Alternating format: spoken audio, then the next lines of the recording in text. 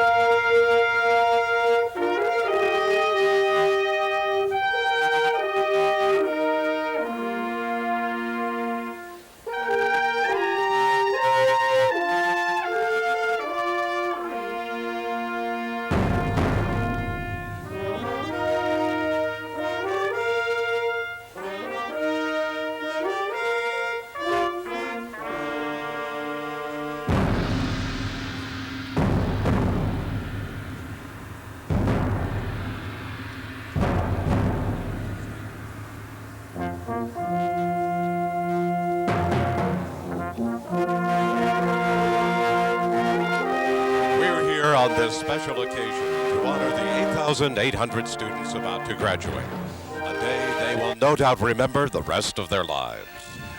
The University of Washington is proud to share this event with you as we present Commencement 1995. I'm Jack Armstrong, and with me is my colleague Pam Stewart, and on behalf of UWTV, we'll be providing commentary for today's ceremony. Pam, there's a tremendous feeling of excitement here in Heck Edmondson Pavilion as the graduates prepare to receive their diplomas. Jack, there sure is. First of all, before we begin, let me say what a pleasure it is to be covering this event with you today. You know, on our way in here, we had a chance to watch some of the graduates lining up under Husky Stadium and the friends and family of the graduates lining up to get in the doors way before 8 o'clock. And, you know, despite the fact that the weather is not quite cooperating, I don't think anything's going to dampen the spirit of the people here today. Pam, let's take just a moment to describe the television coverage of this event. For only the second time in the history of the university, the commencement ceremonies are being telecast on UWTV Cable Channel 27. That's right, and this is one of two ceremonies being held on campus today. The one you are about to see, or that you're watching right now, was videotaped this morning at 9:30. The second ceremony was aired live beginning at 2:30 this afternoon. So to avoid confusion, let us tell you, you are watching a videotaped recording of the morning ceremony. This morning event, also known as the Purple Ceremony, is for those baccalaureate and graduate candidates who are receiving degrees today from the Arts, Humanities, and Social Science departments of the College of Arts and Sciences. The gold, or the afternoon ceremony, which, as I said, was telecast live earlier today, was for graduates of all the other schools and colleges, and for those baccalaureate and graduate degree candidates from the science departments of the College of Arts and Sciences. Let me also tell you that both of these ceremonies are going to be shown again tomorrow, June 11th, right here on UWTV beginning at 2:30 in the afternoon. If you miss that one, they're also going to be aired all week long, June 12th through the 16th, Monday through Friday, starting at midnight. So if you missed it, if you want to tape record it, you just want to watch them again, you'll have plenty of opportunities to view. And we do encourage you to record the ceremonies. We have multiple cameras set up to provide maximum coverage of this special event. For all of you who are not able to attend, well, we hope to give you the feeling of actually being here. You may, in fact, have the best seat in the house. We hope you do. And once again, we remind you that you're welcome to record the program, to share with others, and to save for posterity. Now, you can also order a free copy of the printed program from the Office of Public Exercises at Box 355, 833, University of Washington, Seattle, Washington, 98195. Don't be concerned about scrambling for pen or pencil right now. We'll repeat this information at the end of today's coverage.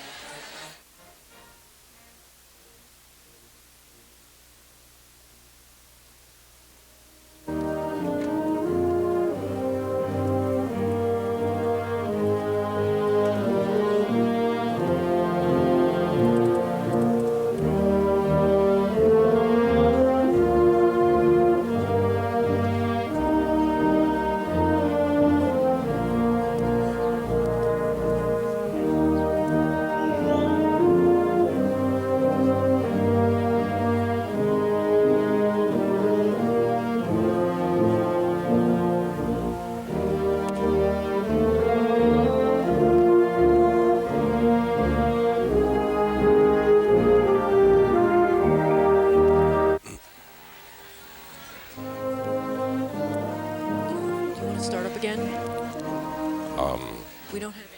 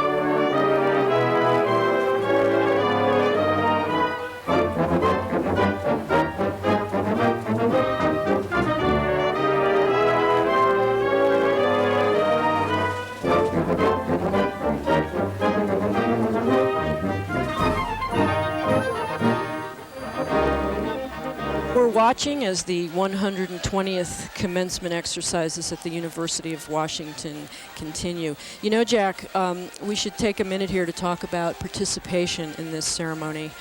It's really grown in recent years. It sure has, Pam. It's grown dramatically. Up until 1986, the university had only one commencement ceremony. Then, in the 70s and 80s, interest revived and attendance grew. The university then instituted two separate ceremonies to accommodate that growth. Yeah, in fact, this year, participation in the graduation ceremonies is at an all-time high. This year, it's about 50%. And as a way of comparison, we can contrast that with the late 60s and early 70s. You remember those somewhat politically tumultuous years? Oh, I sure do. And at that time, attendance or participation in graduation, I should say, dropped to an all-time low of about 18%. So here we are at 50%. That's really an incredible increase. Quite a jump. And with that increased attendance today, Heck Edmondson Pavilion is literally overflowing. Let's briefly take a few moments to describe what we'll be seeing and hearing today. Right now we're watching the processional, and this takes approximately 25 minutes, and we've already used up a few minutes of that time. When the formal program begins, we'll hear the opening announcement presented by Ron Moore, University Marshal and Professor of Philosophy. This will be followed by our national anthem, and then a Regent's special recognition of President Gerberding. Today, we're saying farewell not only to our graduates, but we're also saying farewell to our President, William P. Gerberding. Following the recognition, President Gerberding will introduce the regents, and after which several will be awards will be presented, and the student body president will be recognized, and then the commencement address will be presented by broadcast journalist Tom Brokaw, anchor and managing editor of the NBC Nightly News. It's an outstanding program. But the next event, the conferring of the undergraduate and graduate degrees, is no doubt the real climax for participants, friends, and families who are here today. Each graduate will come forward to receive recognition. When the conferring of the degrees is completed, Professor Moore will deliver the concluding statement. And in keeping with tradition, we'll have the alma mater. You are, of course, at that point, invited to sing along. We'll conclude our coverage as the recessional gets underway and the graduates, degrees in hand, head for what we're sure will be continued celebrations with family and friends. Pam, are you ready to sing along with the alma mater? Oh, right, Jack. Hey, why don't you start by singing a few bars and I'll join in. I'll just hum a little here. Okay. Speaking of songs, the music that you're hearing in the background is the processional medley. Today it's being performed by students from the UW School of Music's Wind Ensemble under the direction of Professor Timothy Saltzman. So why don't we take a moment to listen and to watch what's happening.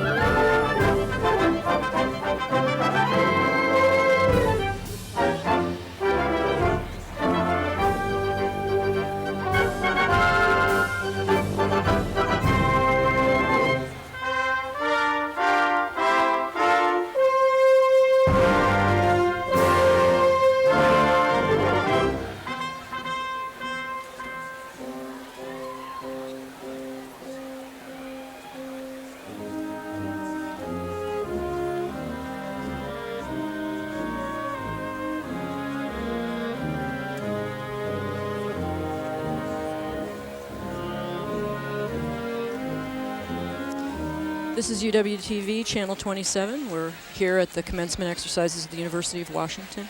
You know, Jack, we really should mention the amazing amount of coordination and planning that it takes to get to this day. The ceremony takes months of careful and complex planning and is administratively and operationally supervised by the Office of Public Exercises here at the university. Just think about it. Getting all of these bodies into the pavilion is really an impressive feat of choreography. Although what you're seeing may look simple, we need to emphasize that this entrance has not been rehearsed. Everything is organized right down to the last detail of movement for the seating arrangements.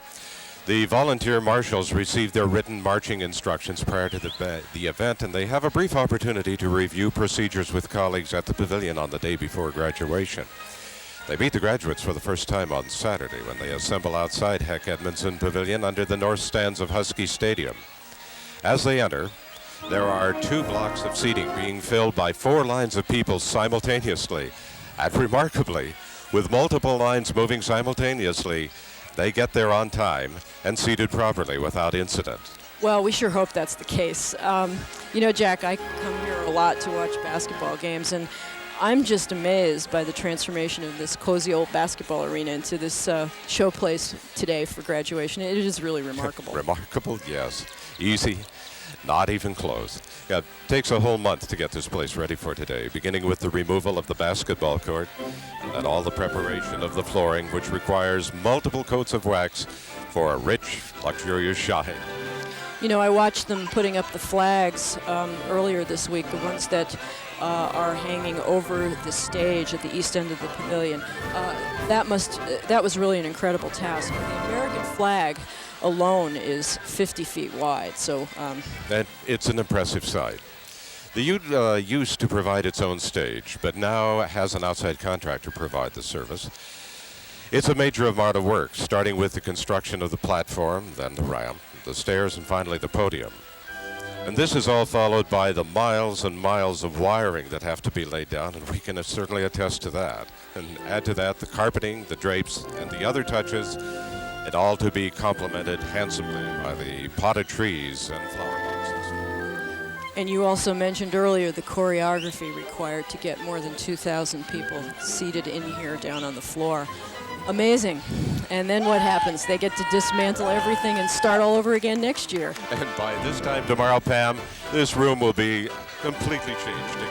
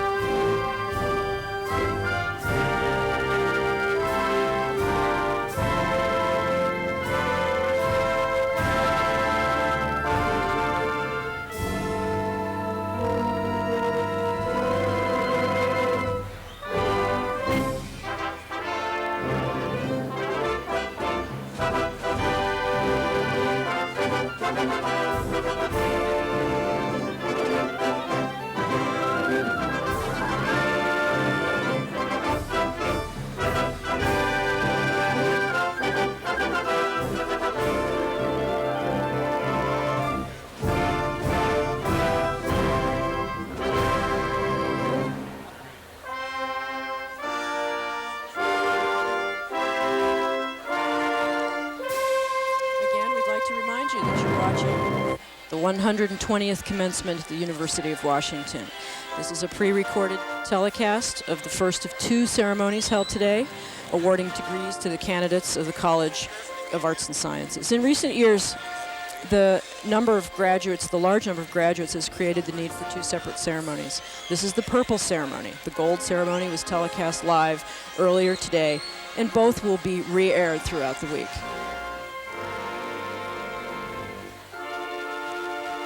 Pam, I'm always struck by the pageantry of the gowns. Yes, you know, there really is some pretty interesting history surrounding these academic costumes. The gowns, the hats, the hoods, all the colors that you see. And here are just a few tidbits of interest about the traditional cap and gown worn by the faculty and graduates. They date back to the Middle Ages. At that time, the cap and gown were worn mainly for protection against the cold and drafty buildings, and there's still some of those, I think, in Europe. Yes, I happen to work in one. Today, they are the preeminent symbols of academic life. Here at the University of Washington, the bachelor's and master's gowns are black. The matching Oxford cap or mortarboard has a long tassel fastened to the middle of the top. The tassel is worn over on the left side of the cap. Now, the colors of the tassels vary depending on the candidate's school or college, and there's much, much more about them. In fact, you're looking right now at a little bit different cap, I see. Anyway, in the old days, the gown also served to set the student apart from his fellow citizens. You've probably heard the phrase town and gown, and that is the origin of that phrase. And today, that's mostly used to describe the occasional interplay, maybe even sometimes conflict between institutions of higher education and their surrounding environments.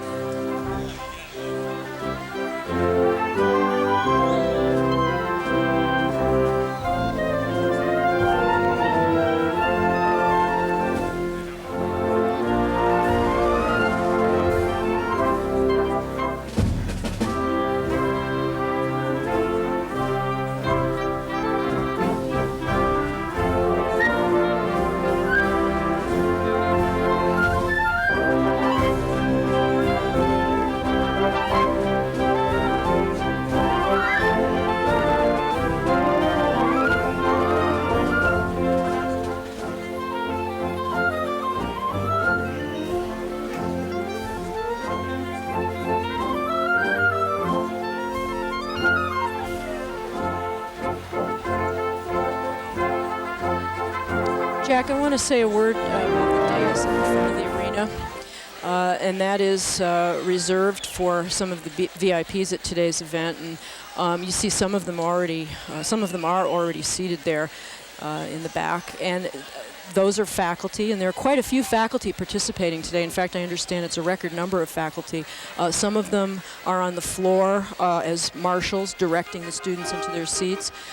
Some of them walked in front of their various schools and colleges, and some just want to participate. Other people who are going to be sitting up on the dais, in fact, I believe they're beginning to walk in. They'll be walking in shortly. Members of the President's Party, that includes the Board of Regents, members of the administration, members of the Dean's Party, obviously our commencement speaker, student body representatives. And some of them you will be getting to meet very shortly. And for all of the others who are here today at the ceremony, they include parents, relatives, and friends. There's always an overflow crowd. Those who are not able to be seated in the auditorium are accommodated in a room adjacent to the main auditorium, viewing and hearing the ceremony on closed-circuit TV. I want to point out that right now the members of the President's Party are entering. In fact, there is President Gerberding, and in front of him, two people in front is today's University Marshal, Ron Moore. Ron Moore, professor here at the university. Philosophy professor, I believe. Exactly. Jack, let's talk a little bit about the mace that he's carrying. Well, the mace was originally used as a weapon by a mounted knight for self-protection, and fortunately over the years its function has really changed. Since that time, it's become a symbol of authority, indicating that the proceedings to follow have official sanction. And this particular mace is very interesting, Jack. If you were able to get up close to it, it has reproductions of several university features. There's a triangular headpiece of gold-plated sterling silver topped by a reproduction of Drumheller Fountain, which is a prominent feature here on campus. The mace also has engravings on three sides. On one side is Denny Hall, which was the first building ever built on this campus, and if my memory serves me correctly, it's celebrating its 100th anniversary this year, built in 1895. On another side of the mace is a representation of the university building on the territorial campus. And the third side of the mace, I believe, I think I seem to have lost that here in my notes. Anyway, the shaft, here we are. You can see a picture of it right now being carried in by Ron Moore. The shaft of the mace is decorated in gold. It's made of dark rosewood. And the name of the university is inscribed on it in purple enamel. It weighs about 5 pounds, it's 3 feet long. And when it's not being carried in official ceremonies like today, it resides in a display case in the administration building. And I'll have something very special to say about the administration building later on in the telecast. This particular mace was presented to the university in 1961 by the University of Washington Alumni Association on the occasion of the university's centennial. Well, if you can't see it up close, Pam, that's a great description. Tradition and authority, the university mace. Let's take a moment now and sit back and watch as the processional continues.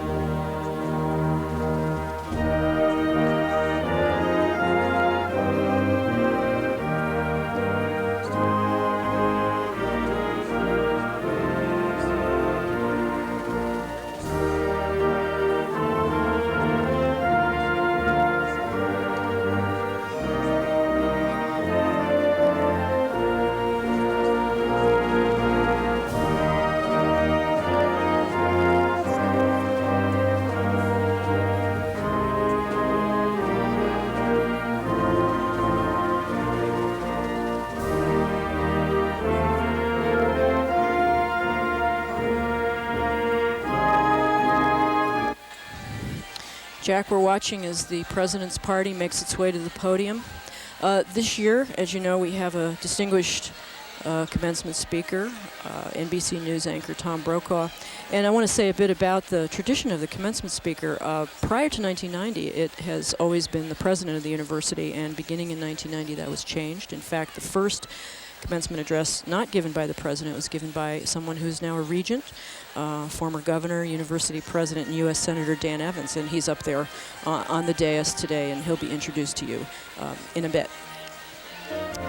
Let me also tell you that today's commencement speech by Mr. Brokaw will be reshown on UWTV on June 14th at 7:30 p.m. and again on June 17th at 6 p.m. As the minutes tick along, there's just really an electricity in the air, almost a sense of giddiness as these graduates, bursting with pride and probably some real sense of relief, get ready to enter into the next phase of their lives. But at the same time, it's the ancient traditions that serve to keep this a solemn occasion. It's impossible not to be impressed by such pomp and circumstance, and this may be the most formal ceremony some of us will ever participate in. It is interesting to feel this excitement, Jack, and as you said, coupled with such a time-honored tradition. As we sit up here, we have a great seat up here in the midst of all the guests, the family and friends, and you can see them standing up waving and trying to identify their children or their relatives. And, you know, as you said, there's probably a bit of anxiety as they leave to go out into the real world.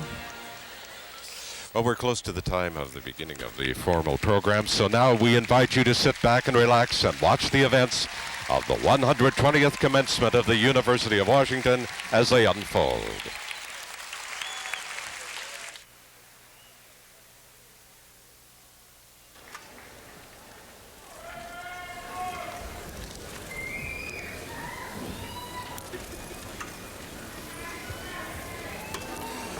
The commencement exercises of the University of Washington will be opened with the singing of the Star-Spangled Banner by Kevin Helpy, a voice student in the School of Music. The audience will please rise.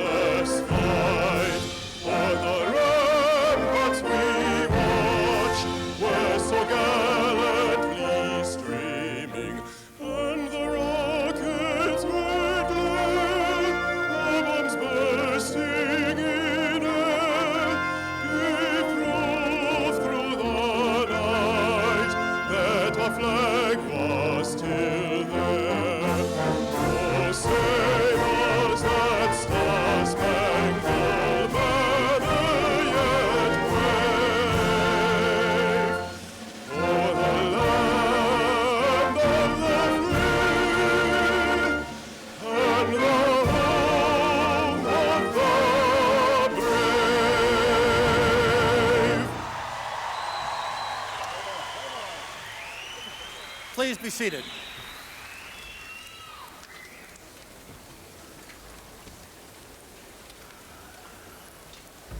I would like to introduce the President of the Board of Regents, Regent Andrew V. Smith, who has a special tribute to make today.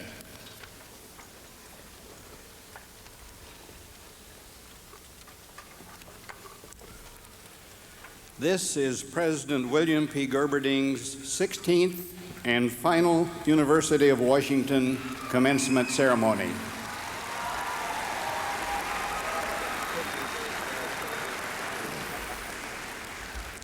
Dr. Bill has praised and honored many people during the past 16 years, and today, on behalf of the students, faculty, and others who have passed this way during his presidency, I wish to depart from our usual ceremony to praise and honor him. President Gerberding has served the longest presidential term in the history of this university and one of its most illustrious. He has been a forceful leader with one overriding goal: to bring this institution to the highest possible level of academic achievement and distinction. When state budget crises threatened that goal in the early 1980s, he took the university's case to the legislature, and by the end of the decade won funding to restore eroded salaries and programs. When aging science facilities threatened teaching and research, he persuaded the legislature to fund major building projects on our campus. And he also won the UW many new friends in the community, so that the university's first major fundraising campaign for private funding raised $284 million. His success is evident everywhere on this campus, in a splendid and distinguished facility and a wonderful faculty, in beautiful new facilities like the Allen Library and the Physics and Astronomy and Chemistry buildings, in new endowments for professorships, undergraduate scholarships, and graduate fellowships, as well as new programs designed to enhance undergraduate education. Bill was an early champion of the freshman seminar program, for example, which gives new students small classes with senior faculty. On the faculty side, he has fostered a climate of collegiality and civility that makes this campus the envy of many other institutions. The university's national prestige has also grown during his tenure. Many UW programs have achieved top-tier ranking in national surveys. Applications to our graduate programs have increased by 90% during the last decade. And the university is now second among all U.S. universities, public and private, in receipt of federal research funds. 4 Nobel Prizes have been awarded to this university during the Gerberding presidency, the first Nobels in the university's history. For all these accomplishments, President Gerberding, and for uncommon wisdom, strength, and grace, the University of Washington salutes you. Hail and farewell.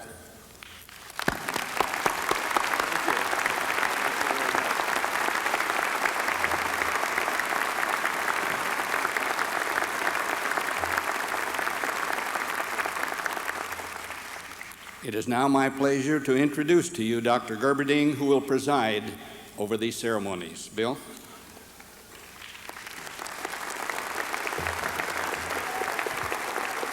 Thank you very much, Regent Smith, for those excessively generous words, some of which were even true. It has been a privilege to serve this distinguished university for 16 years. I am grateful to our peerless students, many of whom you see out there, our distinguished faculty, and the Board of Regents, and the larger community for their support. I regard myself as a very lucky man. And now I'm pleased to welcome everyone to the 120th Commencement Ceremony of the University of Washington. Commencement ceremonies are an expression of academic traditions going back hundreds of years, and they symbolize some of the most fundamental values of our civilization, in particular, the pursuit of truth, the preservation of freedom, and the cultivation of a climate of civility. These ceremonies are also festive, celebrating the commencement of new activities and challenges in the lives of our graduates, as well as the successful conclusion of at least one phase of their formal education. The diversity of this university is nearly as striking as its distinction, and the graduates today are completing academic courses of study which reflect the complexity of this society and the intellectual concerns of our faculty and students. I'm honored, therefore, to be the first to congratulate formally the degree and award recipients and to welcome everyone to these ceremonies. These graduates should be very proud of themselves, and I know that all the rest of us are very proud of them. It is appropriate, therefore, that we all stand up, everyone, including the graduates, and applaud the class of 1995.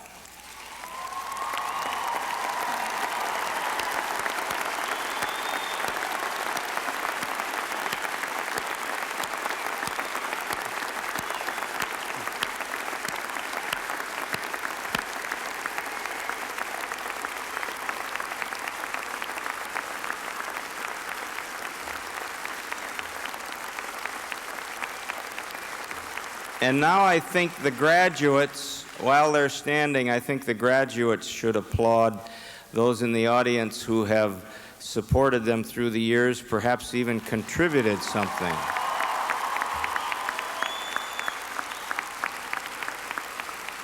Thank you. Please be seated.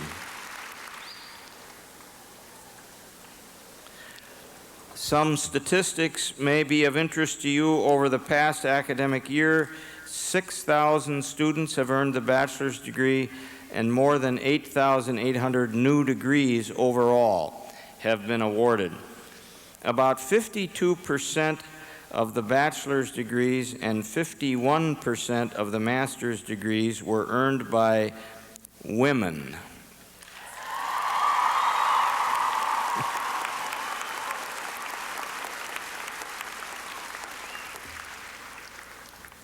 "45% of the new lawyers are women.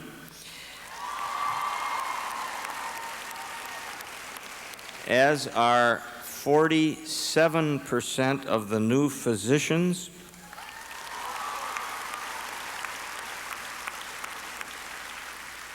27% of the new dentists. And in a number that keeps growing, 39% of the PhDs were earned by women.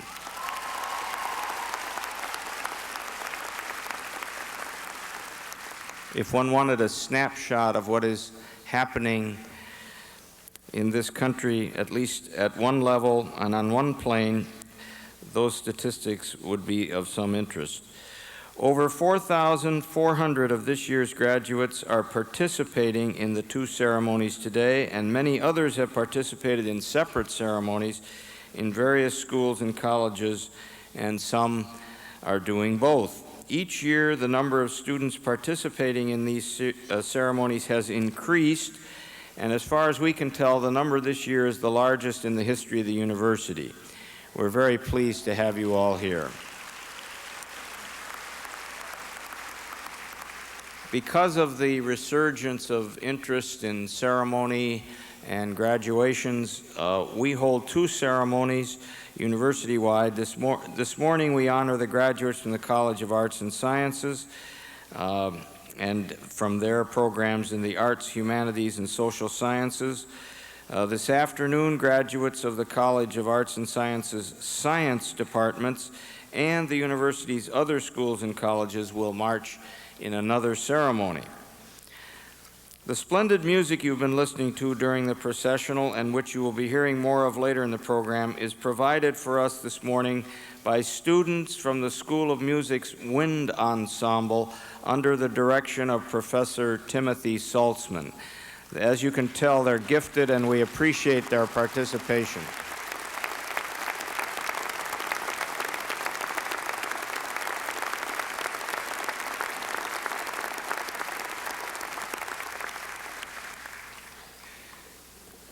The ultimate responsibility for operation of the university lies with members of the Board of Regents, 9 citizens of the state who are appointed by the governor and confirmed by the state senate. These dedicated men and women serve without pay and devote many hours each year to the welfare of the university. At this time, I would like to introduce the regents and ask you to withhold your applause until each has been introduced. You have already met Regent Andrew Smith, President of the Board. The Vice President of the Board is Scott Oakey. The other regents are Mari Clack, David Cohn, Daniel Evans, Jerome Ferris, John Runstad, Paul Skinner, and Samuel Strom. Please recognize our distinguished board.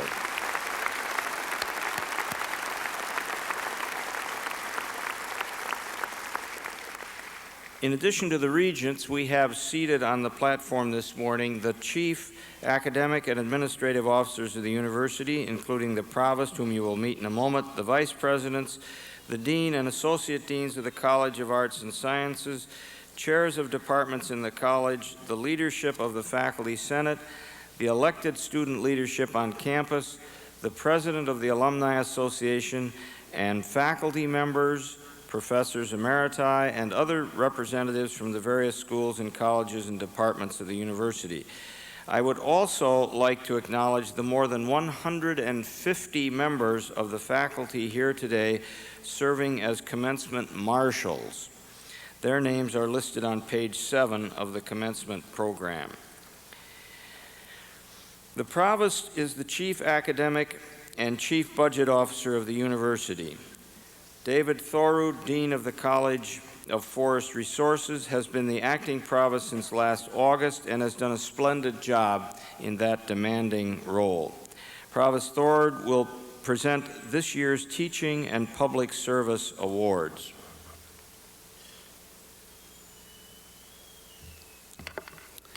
In order to strengthen the university's dedication to teaching excellence, the university each year presents Distinguished Teaching Awards to faculty and Excellence in Teaching Awards to graduate teaching assistants.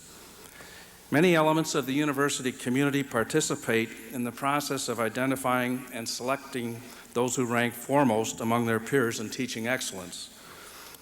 5 University of Washington professors and 2 graduate students with teaching responsibilities have been selected to receive awards this year. I will ask them to rise and remain standing until all are introduced, and perhaps you can hold your applause until all are standing. The recipients of the Distinguished Teaching Awards are Stephen Starrick, Professor of Music, Gaetano Borriello, who was unable to be here this morning, and Carl Ebeling, both are Associate Professors of Computer Science and Engineering. Kellen Kuhn, who's an Associate Professor of Electrical Engineering, and David Madigan, Assistant Professor of Statistics. The recipients of the Excellence in Teaching Awards are Jeff Barnhart, who is a teaching assistant in Romance Languages and Literature, and Elizabeth Oljar, who is a teaching assistant in philosophy. Selected by a committee of faculty, students, and alumni, the honorees were cited for superior mastery of their disciplines, their ability to transmit knowledge, and their concern for students. We are proud of our teaching faculty. The honor these recipients received today is especially precious to a member of the academic community. Please join me in applauding these exceptional teachers.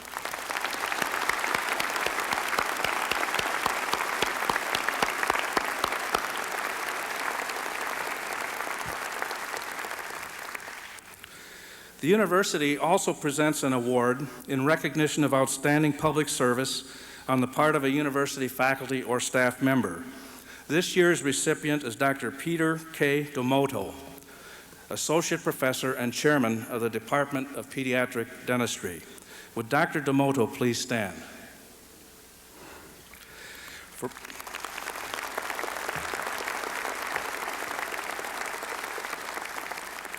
For many years, Dr. Domoto has provided extraordinary leadership to the cause of improving the oral health of disadvantaged children. He has worked with public agencies and private practitioners throughout the state, bringing them together in productive collaborations that have brought expert dental care for the first time to the state's youngest and neediest citizens. Dr. Domoto has volunteered countless hours in analyzing and documenting children's dental health needs, in working with agencies like the Yakima Valley Farm Workers Clinic and Federal Women, Infants, and Children's Nutrition Program, and also in personally training community dentists to treat very young children. He has inspired colleagues and brought hope to needy families. In 1994, as chair of the Children's Dental Access Task Force, Dr. D'Amoto marshaled statewide efforts and funding as well to carry out an assessment of oral disease in children. He then convened a statewide conference to address the problems his research had uncovered.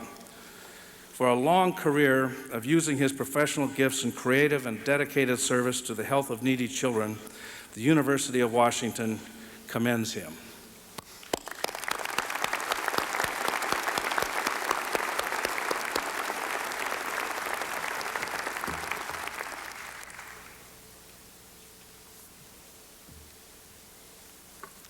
Mr. President, Dean John B. Simpson will present the College of Arts and Sciences medals.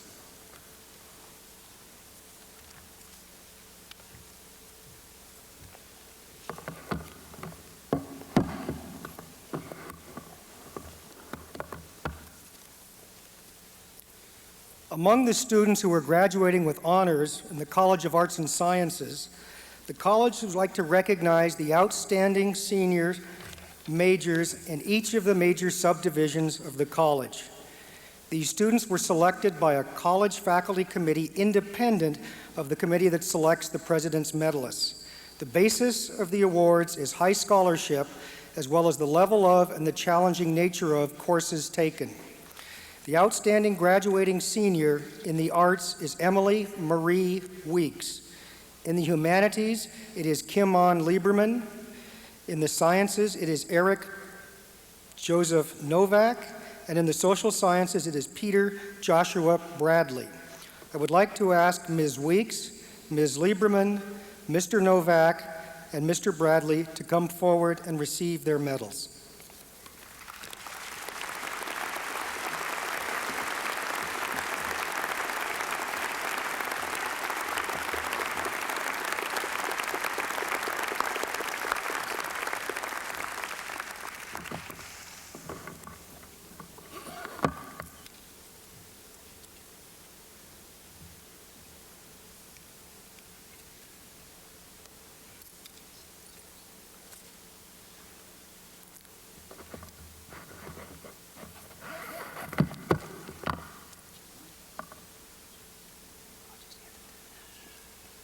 Congratulations.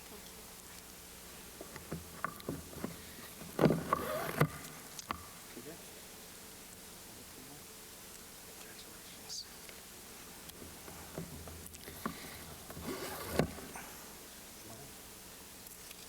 Congratulations. Congratulations. Before you go,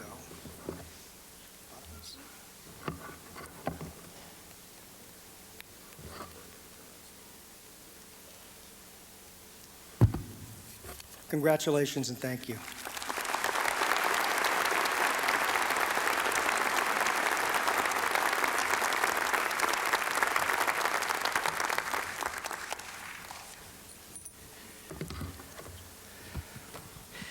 This being my last opportunity to say something to University of Washington graduates, I now beg your indulgence for a brief few moments. When I mentioned to the organizer of these activities, Norm Arkins, that I might do this, he protested, and when I said, "Relax, Norm, it'll be under 20 minutes, he turned white. "Trust me," I said to him. To those of you returning to other countries, I express our best wishes for your futures and for those of your countries. We trust you have benefited from your education here, and we know that you have enriched the intellectual, cultural, and social life of our students, faculty, and staff. To those of you from here or elsewhere who will remain in this country, I make the following observations. The air is full of foreboding, doubt, and even fear about the future of this country. The ancient American optimism and sense of expanding opportunity are badly frayed. We have become a fractious people full of loud noises, some of them merely rhetorical and some of them more lethal. If one focuses on problems like drug abuse, a growing underclass, teenage pregnancy, a federal government with crippling indebtedness, and no apparent consensus on how to deal with these and a large array of other intractable problems, then a crippling sense of gloom and hopelessness is not easy to avoid. Even I, a hopeless and unreconstructed romantic about the United States, sometimes believe that we are having a national nervous breakdown. But there is another way to look at all of this. We are not at war, and we are not likely to be. Moreover, the economy is remarkably strong, though full of stress and dislocation. When I was your age, presidents ran for office on the peace and prosperity slogan. Not bad. Moreover, we are a free and democratic nation, and viewed through the prism of history, that is an uncommon blessing. While uncertain, the future of this blessed country is not bleak.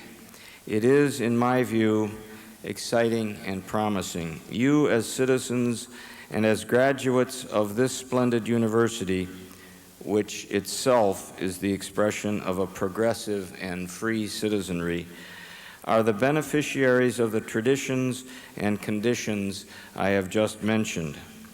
In sum, your opportunities are vast, and so should be your ambition and your horizons.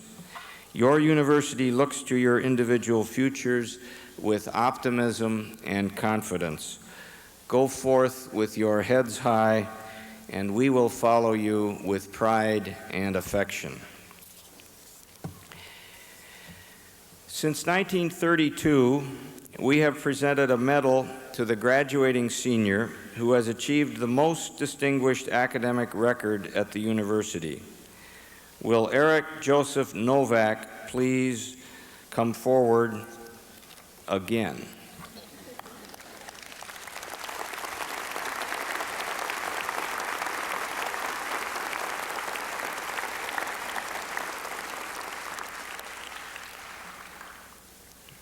Eric was born and raised in Port Angeles and attended Port Angeles High School, graduating as a Washington State Scholar. He began his studies at the university in the fall of 1990 and completed his baccalaureate this quarter, graduating, of course, summa cum laude, with 2 degrees, a Bachelor of Science in Biology and a Bachelor of Arts in Swedish.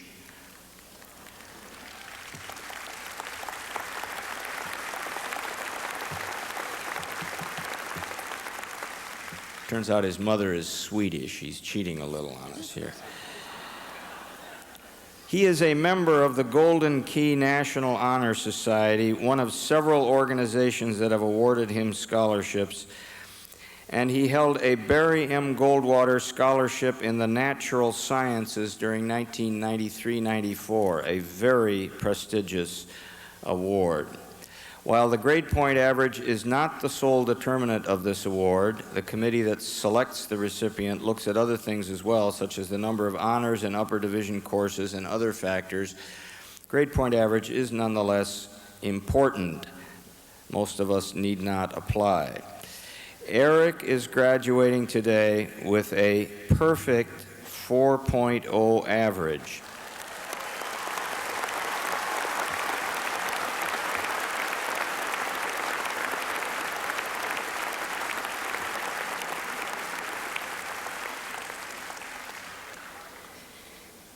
He achieved this record while fulfilling the requirements for 2 very different majors, one in the humanities and one in the sciences, though he did manage to combine these interests by taking a year abroad at Uppsala University in Sweden, where he studied biology in Swedish. He conducted undergraduate research projects both here and at Uppsala, and results of the UW project were published under his name in a scientific journal. This fall, Eric will continue as a student at the University of Washington when he will enter his first year of medical school in our highly ranked School of Medicine. Once again, he's cheating a little. His father is an orthopedic physician. It is my pleasure to present you, Eric, this medal in recognition of your outstanding achievements at this university.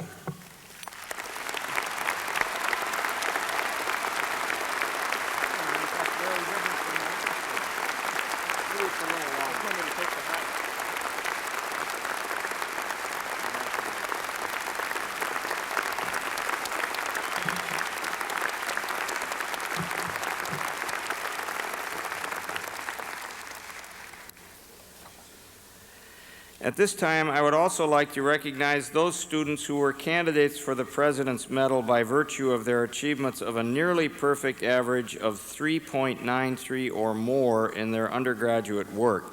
These students, along with the President's Medalist, are today graduating with the university's highest baccalaureate honor, summa cum laude. Their names are listed on pages 10 and 11 of the commencement program. Also listed are the names of students who are being graduated magna cum laude, having achieved a grade point average of 3.78, and cum laude, having achieved a grade point average of 3.65. Student government is an important component of the governance of this complex institution, and its leadership is called upon regularly to represent student views on a wide range of issues at the university, in Olympia, and elsewhere. Over the years, the students of this university have been very well represented by their elected leaders, and this year is no exception. I am pleased to introduce the President of the Associated Students of the University of Washington, Phil Neiswender.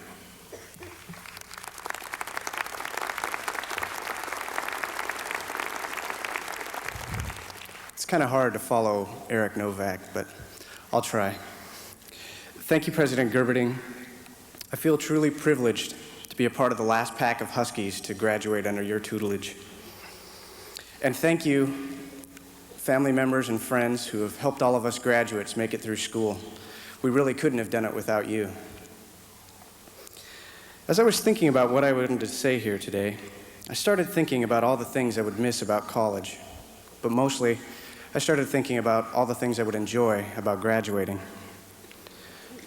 One thing I'm really excited about is being able to read a book without a highlighter pen. And for that matter, to have time to read all the books that I haven't had time to read during school. But on the other hand, I'm going to miss the intellectual charge of this university. I'll miss all the people who I've so adamantly disagreed with, but who've taught me more than all my like-minded friends ever could. Another thing I've been trying to figure out is this Generation X label we seem to have picked up. Is it just a marketing gimmick?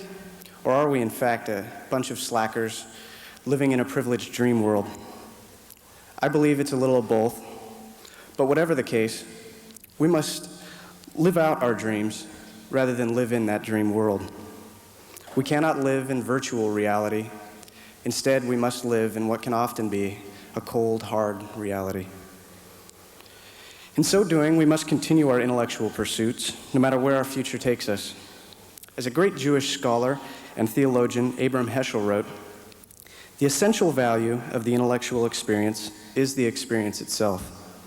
Its value is not to be looked for in the external gain that may and should ensue, but in the intrinsic insight that will endure."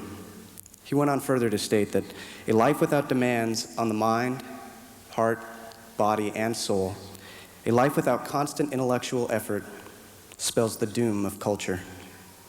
I hope that no matter where tomorrow takes us, we will be among those who save culture rather than doom it. Thank you and good luck.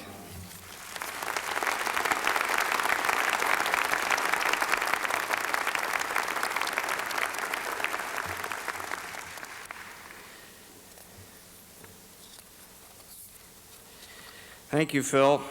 This morning's commencement speaker, Tom Brokaw, is well known to all of you as the anchor and managing editor of NBC Nightly News with Tom Brokaw, and as one of the country's most distinguished broadcast journalists. He grew up in South Dakota, most notably in Yankton, and began his journalism career in nearby Omaha. He joined NBC News in 1966 and was NBC's White House correspondent during the Watergate era. He has covered every presidential election since 1968, first as a floor reporter and since 1984 as anchor of all NBC campaign and election coverage. Since 1983, he has been sole anchor of NBC's Nightly News. He has broadcast from rooftops in Beirut, the Great Wall in China, the streets of Kuwait, Soweto in South Africa, and Somalia. One of his most memorable broadcasts was from Berlin, the night the Berlin Wall fell. He also conducted the first exclusive one-on-one interview with Mikhail Gorbachev, which won the Alfred I. DuPont Award.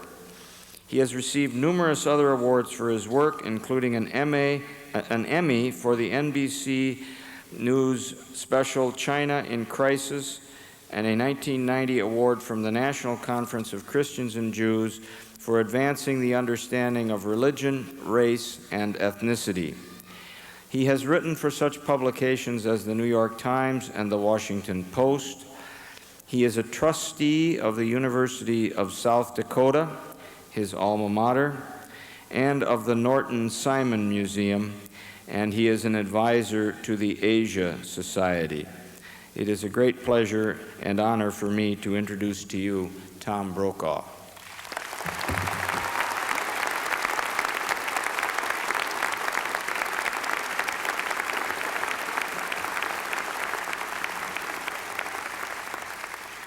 Thank you very much, Mr. President. I am privileged indeed to be here as part of the final Gerb Watch at the University of Washington.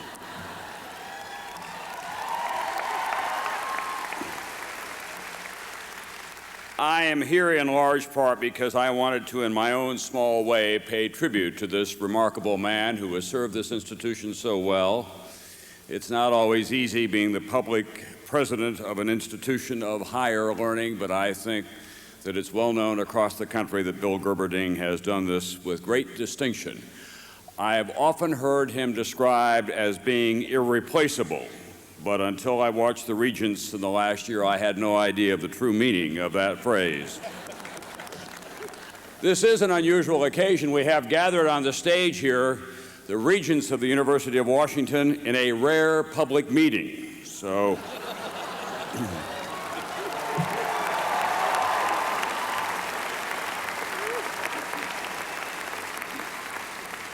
you'll be happy to know as well that in the robing room, just before we all marched out here, they conferred, and came up with what I think is a rather imaginative approach to this conundrum of finding a new president of the University of Washington. I want all of you who are seated in this section and that section and this section to take note of your seat number. Later there will be a drawing, and one of you could be the new president of the University of Washington before this day is out. I want to pay special tribute to the parents, to the family, and the friends of the graduates who are here today. These are special occasions for you. You're not losing a son or a daughter. You're gaining a bank account. 2 years ago, the last of the Brokaw offspring finally graduated, this one from medical school, and one of my friends had a bumper sticker made for my pickup truck in Montana. It read, "Tuition free in '93," and it was a great sense of liberation that I had. I have an enormous affection for a Pac-8 school. Although I was not privileged to have a child at the University of Washington, I did have simultaneously one daughter at Cal Berkeley and another daughter at Stanford. It was a little bit like having one child who was a member of the Grateful Dead and another who was a member of the Mormon Tabernacle Choir at the same time. I want to pay tribute as well to Eric Novak. I tried to think what there was in my undergraduate career that was in any way parallel to what he has achieved here. And it did occur to me that when I took biology, it might as well have been in Swedish.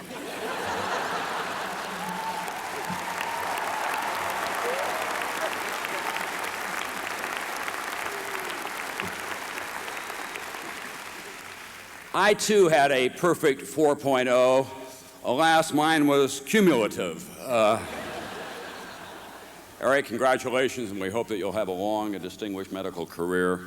You're a great model to your students here. For those of you, however, who didn't quite measure up to Eric's academic standing, let you know as well that your speaker here today, in his graduating class, would have ranked somewhere up there in the last row of Section M, so there is hope after all. This is a great honor, a daunting challenge, and a lesson in humility for me. Here I stand, propped up by your expectations of wisdom and humor and, most of all, brevity. I am outwardly bold in my appearance, inwardly uncertain of my ability to fulfill those expectations, much less to keep you awake. However, we have all of us now reached the point of no return, so let us go forward together. Students and families, faculty and administrators, friends and creditors.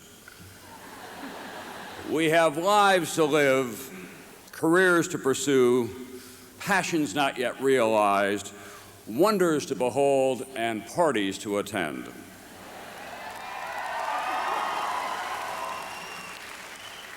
I come to you today as a journalist, as a chronicler of change, an interpreter, often imperfect, of the currents of our time. It may have been my visibility, if not my achievements as a journalist, that prompted this invitation, but I want you to know as well that I am also here today as husband, father, and citizen. That is the four-part harmony of my life. They are complementary, and I would feel inadequate without one or another of those parts. I have been at these various roles for more than 30 years now. Age alone does not mean wisdom, but even the most casual observer picks up some patterns along the way. What I have learned is that history does not always follow our calendar or our cadences.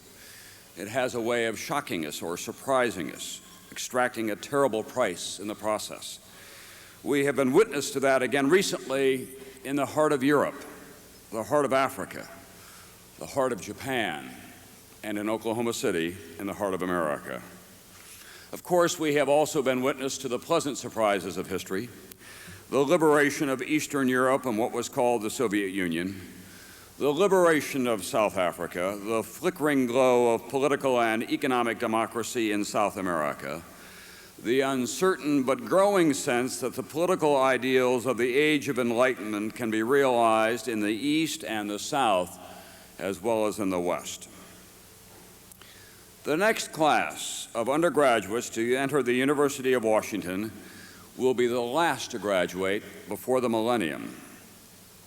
You have the advantage of a running start. That alone makes this gathering worthwhile. Think about it. You have a whole new century to play in, to shape to your interest and to the benefit of others. Moreover, you have at your disposal a dazzling assortment of new tools not even imagined not so long ago. The gee-whiz tools of communications and information, cable television and satellites and cell phones and pagers and faxes, and of course the king of them all, the personal computer. A spellbinding galaxy of chips and binaries, codes, nets, bytes, and bits, all lighting up the information superhighway with infinitely more stimuli than all of the strobe lights at all the heavy metal concerts in the world. Email and chat rooms, virtual reality and all-color graphics, software, hardware, and caller waiting. Who could ask for anything more? And just think, not too far from here, an American genius has built an enormously successful business and made himself fabulously rich from all of this. He did that as a Harvard dropout. You're already well ahead of him. You have a Washington degree. So let the word go forth, Bill Gates. The footsteps you hear are these eager young graduates. They are hot on your trail and they're closing in. Well, a modest suggestion as you lead us into the new century and this new age of information overload, data exchange, and 1-800-HELP from the fast lane of this new infobahn. This could become the cyberspace equivalent of a teenage joyride, reckless and pointless unless we all apply the first lesson of technological revolutions to this one. They almost all have unexpected consequences, and they are most successful when as much effort and thought is applied to the use of the technology as to the development of it in the first place. If this new technology becomes simply another means of amusing ourselves, or simply speeding the transactions of commerce, or communicating simply for the sake of communication, then we will have failed. If this new technology becomes primarily the province of the privileged, leaving the underclasses to wander in cyber wilderness, then we will have failed. If it becomes merely an instrument of greater invasion into our personal lives, then we will have failed. We will have failed as well if we are not vigilant about the dissemination of unfiltered, incendiary information and misinformation, the internet version of crying fire in a crowded theater. That, of course, is a vigilance that transcends cyberspace, a vigilance that seems to have gone out of favor somehow. We have allowed benign neglect to be the gatekeeper for language and attitude and comportment in our society. In our treatment of each other, in our popular culture, in our most popular medium of mass communication, in our politics, the arena that touches us all, we have lowered the thresholds of civility and tolerance, and we have replaced them with the raised voices of gratuitous denigration and intolerance. Daytime television has become an electronic forum for the kinds of people the society was once free to dismiss as trash, with no greater interest in their cheap and mindless disputes. The petty dysfunctional now has become the electronic icon.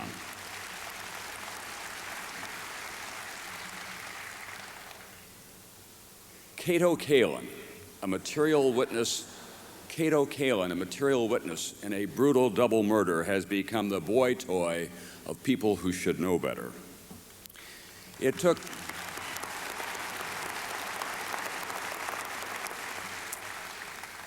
a horrific bombing in our midst for this country to re-examine the place and the values of some of the language and especially extremist talk radio.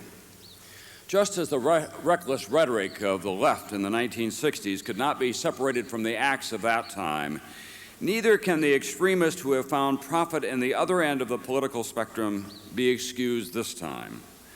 They did not personally light any long fuses, and they should not be denied the First Amendment protections that enrich my life and yours.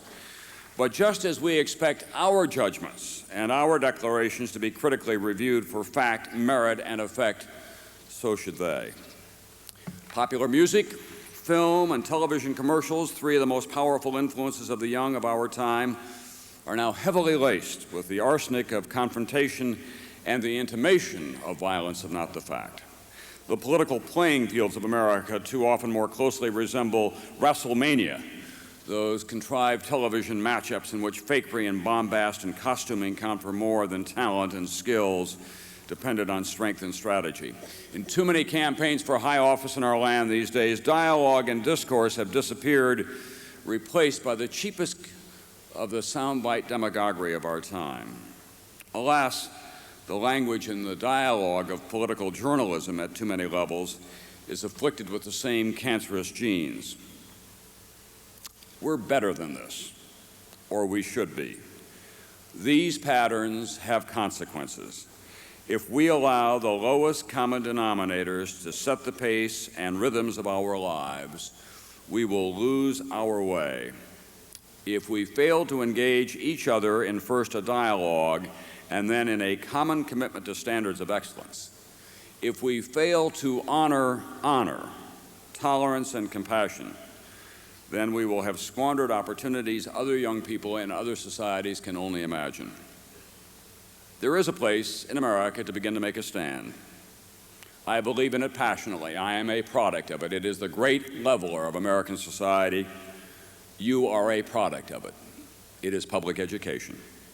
It is the underpinning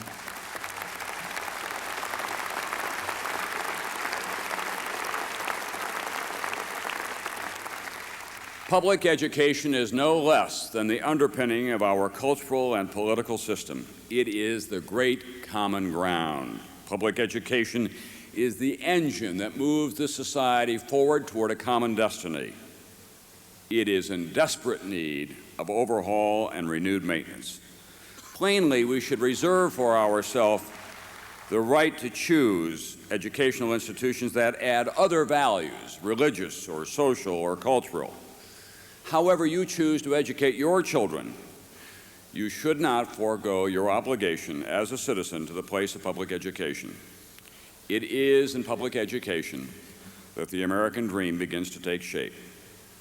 In too many places in our land, in the inner cities, public education has become an armed warehouse where the dream has become a nightmare of violence and indifference. In too many neighborhoods in America, the American dream now is a myth, a distant and unreachable goal, separate from the objective realities of inferior schools and dangerous streets, broken families, and persistent racism. Your generation will have no greater challenge than the challenge of racial harmony and tolerance in 21st century America. We are increasingly, as you are witness and testimony to that here today, a land of many colors, a geography of Asian and Latino and African hues against a diminishing backdrop of European stock. If we allow racism, expressed either as utter bigotry or dressed up as excessive ethnic pride, to metastasize at the current rates, we'll soon find ourselves at an incurable stage, unable to build walls high enough, schools private enough, industries insulated enough to withstand the ravages of this disease. If we allow ourselves to become tribal America, divided deeply by race, judging each other only by slights and stereotypes and shifting standards, then we will be less than the sum of our parts. There is no software to show us the way, no delete button for bigotry wherever it appears in the racial screen. It requires instead that most basic and yet most vexing human condition, an open mind and an open heart. It's easy to make a buck. It's tough to make a difference.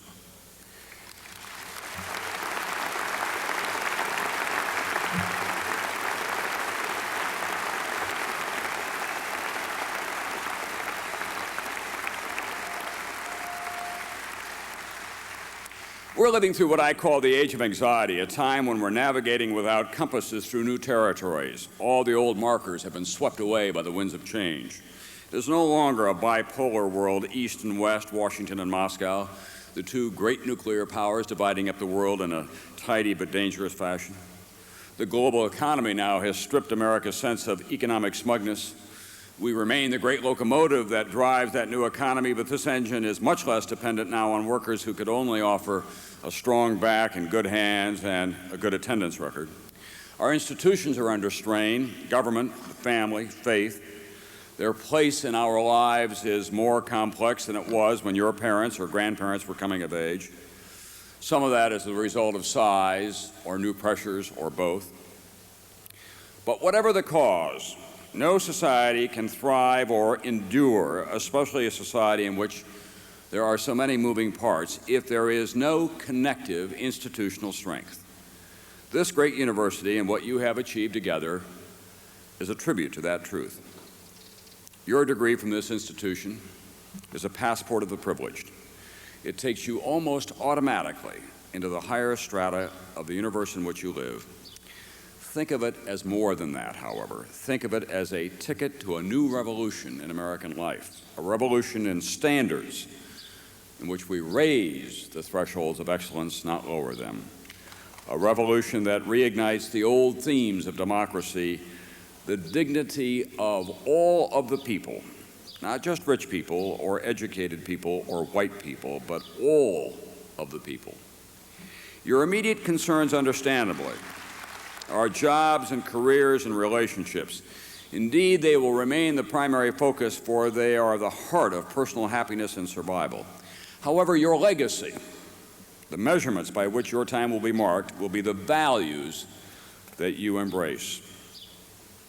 Society is taking new shapes all the time, gender as well as ethnic. Young men These women who are in your midst today are in a passage of historic proportions. You should share their excitement and encourage their determinations. You should come to know and appreciate their world. And you must know as well that fathering a child is a daily and lifetime commitment.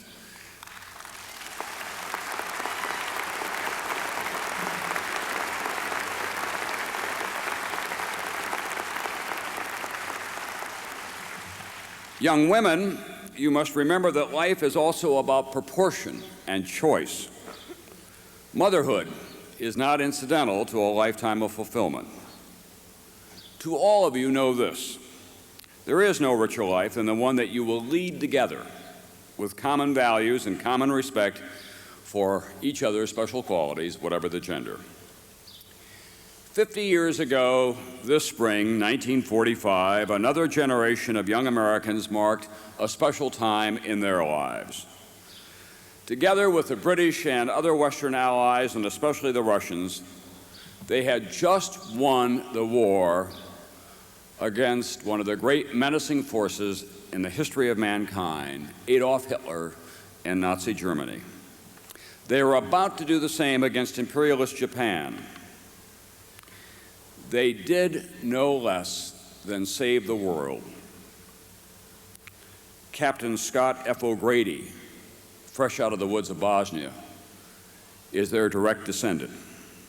These people, however, were born in the Roaring '20s, and they came of age in the Great Depression when all was bleak and without much hope. They were then asked to leave their homes, most of them for the first time, and travel thousands of miles away to fight, often hand-to-hand in primitive conditions, history's greatest war machine. And they won. They prevailed. Then they came home, and they built the America that we know today. They kept the peace. They went to college in historic proportions. They married and they had families. They built great industries and small businesses. They gave us great universities and great highway systems. They integrated America. They found new cures, and they gave us new songs. And they didn't whine, and they didn't whimper. I am in awe of them. 50 years from now, let another commencement speaker stand here and say of your generation, they saved their world. I am in awe of them. You have work to do. Good luck.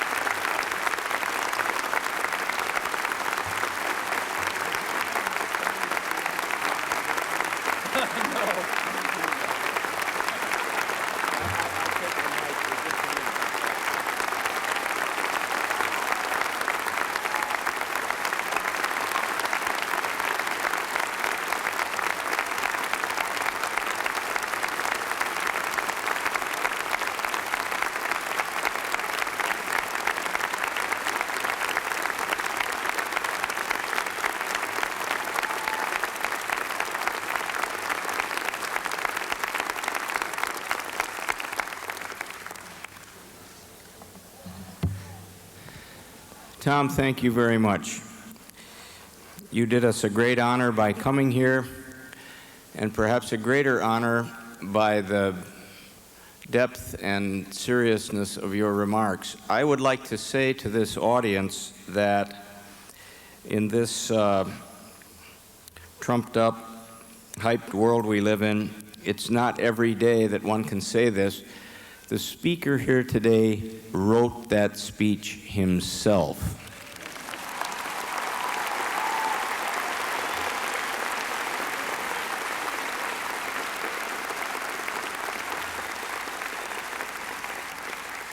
Your program says that the University Marshal is, and he has been for something like 20 years, Professor of History John Bridgman, known to many of you.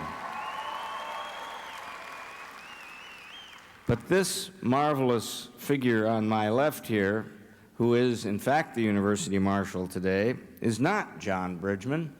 He is Professor of Philosophy Ron Moore, and we're very grateful to him for participating.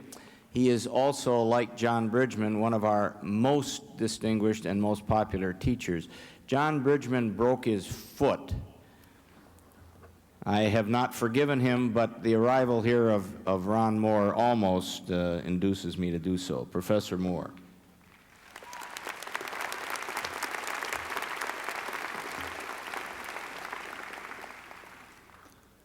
Ladies and gentlemen, we are now ready to present the various degrees to all candidates. The audience is requested to remain in their seats until the conclusion of today's ceremony. This morning's ceremony honors graduates from the College of Arts and Sciences. Candidates for doctor's degrees will be presented by Acting Dean Dale Johnson of the Graduate School. Mr. President, here with us today are candidates who have completed all requirements for the degrees of Doctor of Philosophy and Doctor of Musical Arts. I request them to rise. Mr. President, on behalf of Dean Simpson of the College of Arts and Sciences and the graduate faculty, I am pleased and honored to present the candidates for the highest degrees awarded by the university. The names of those awarded doctoral degrees this year are listed in the commencement program, along with the titles of their dissertations and names of their faculty supervisors.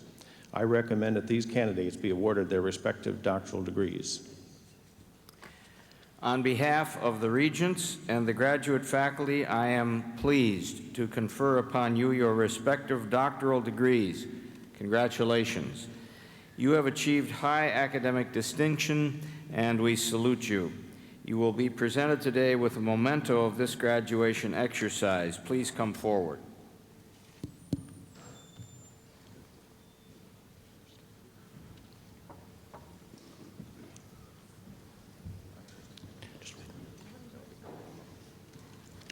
Susie Anger, Doctor of Philosophy, English.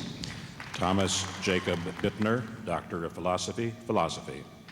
Jacqueline Blix, Doctor of Philosophy, Communications. Jesse H. Browning, Doctor of Philosophy, Geography. Denise von Glan Cooney, Doctor of Philosophy, Music History. Nancy Jane Bowden, Doctor of Philosophy, History. Jose Ramon Carrasque, Doctor of Philosophy, Romance Languages and Literature. Pamela Jane Dawson, Doctor of Philosophy, Speech Communication. Joan Delia Kremen, Doctor of Philosophy, Romance Languages and Literature. Hsien Ji Chen, Doctor of Philosophy, Sociology. Jennifer J. Delner, Doctor of Philosophy, Comparative Literature. Young Man Hong, Doctor of Philosophy, Economics. Sherry Lynn Eisert, Doctor of Philosophy, Economics. Louis Morgan Douthit, Doctor of Philosophy, Drama. Cynthia Lee Goins, Doctor of Philosophy, Psychology. Tai Hyung Kim, Doctor of Philosophy, Economics. Stephen Todd Holsty, Doctor of Philosophy, Psychology. Elizabeth Crowley Hanna, Doctor of Philosophy, Psychology. Barbara Elizabeth Iliff, Doctor of Philosophy, Art History. Eric Hugh Larson, Doctor of Philosophy, Geography. Hyun Mi Kim, Doctor of Philosophy, Anthropology. Lou Ann Johnson, Doctor of Philosophy, Speech Communication. Barbara C. Kirkevold, Doctor of Philosophy, Psychology. Denise Pachiba Lett, Doctor of Philosophy, Anthropology. Eric Andrew Larson, Doctor of Philosophy, Sociology. Barbara Knox Scythe, Doctor of Philosophy, Anthropology. David Frost Layton, Doctor of Philosophy, Economics. Floyd J. McKay, Doctor of Philosophy, Communications. Sei J. Lee, Doctor of Philosophy, Economics. William Thomas Lyons, Jr., Doctor of Philosophy, Political Science. Paul Richard Norlin, Doctor of Philosophy, Scandinavian Languages and Literature. Rebecca Jane Manring, Doctor of Philosophy, Asian Language and Literature. Gary Kent Nelson, Doctor of Philosophy, Speech Communication. Natalie Jean Novick, Doctor of Philosophy, Clinical Psychology. David John O'Hara, Doctor of Philosophy, Economics. Catherine A. Lux, Doctor of Philosophy, Speech Communication. Frank Blaine Norris, Doctor of Philosophy, Geography. Kevin Clifford Helpy, Doctor of Musical Arts in Music. Michael Joseph Pirani, Doctor of Philosophy, Geography. Robert S. Reed, Doctor of Philosophy, Speech Communication.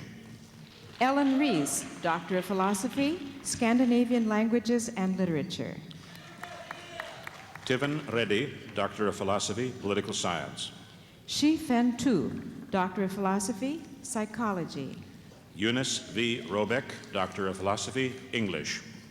Su Tse Chung, Doctor of Philosophy, Comparative Literature. Maureen Trudell Schwartz, Doctor of Philosophy, Anthropology. Kimberly Jo Wheeler, Doctor of Philosophy, Psychology. Daniel J. Whiteneck, Doctor of Philosophy, Political Science. J. C. Bulin, Doctor of Musical Arts, Music. Sean Patrick Taylor, Doctor of Philosophy, English. Robert Engel, Doctor of Philosophy, Music Education. Julie M. Warline, Doctor of Philosophy, Psychology. Jonathan Schultz Graber, Doctor of Musical Arts, Music. Brett Richard Zalkin, Doctor of Philosophy, English. Chiro Gerard Scotto, Doctor of Musical Arts, Music. Aisha Suk Cheng Yo, Doctor of Philosophy, Sociology. Dong Siam Lee, Doctor of Musical Arts, Music. Ruth Ann Huey, Doctor of Philosophy, Speech Communication. Hok Yang Yang, Doctor of Musical Arts, Music. Julie Jan Feldman, Doctor of Philosophy, Psychology. Kimiko Yamagishi, Doctor of Philosophy, Psychology. Nyan Shea, PhD, Doctor of Philosophy, Quantitative Ecology.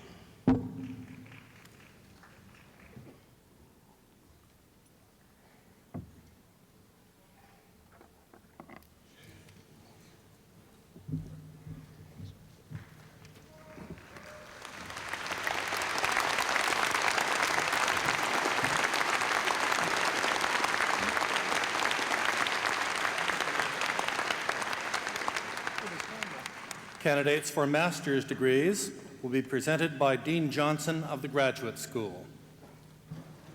Candidates for the various master's degrees will please rise as their degrees are named and then remain standing. The Master of Arts, the Master of Arts in International Studies, the Master of Fine Arts, and the Master of Music.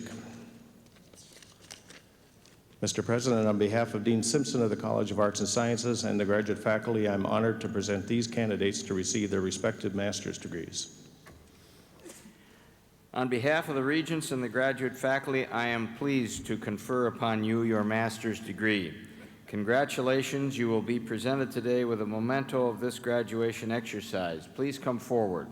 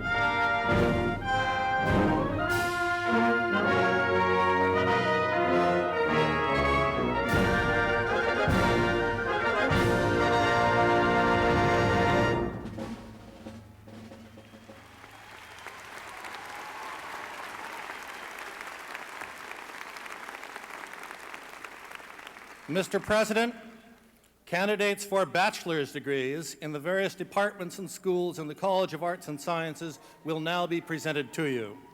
The candidates who have been accepted by the faculty of the university for their respective degrees are listed in the commencement program. Candidates for the several bachelor's degrees in the schools and departments of the College of Arts and Sciences will be presented to you, Mr. President, by Dean Simpson.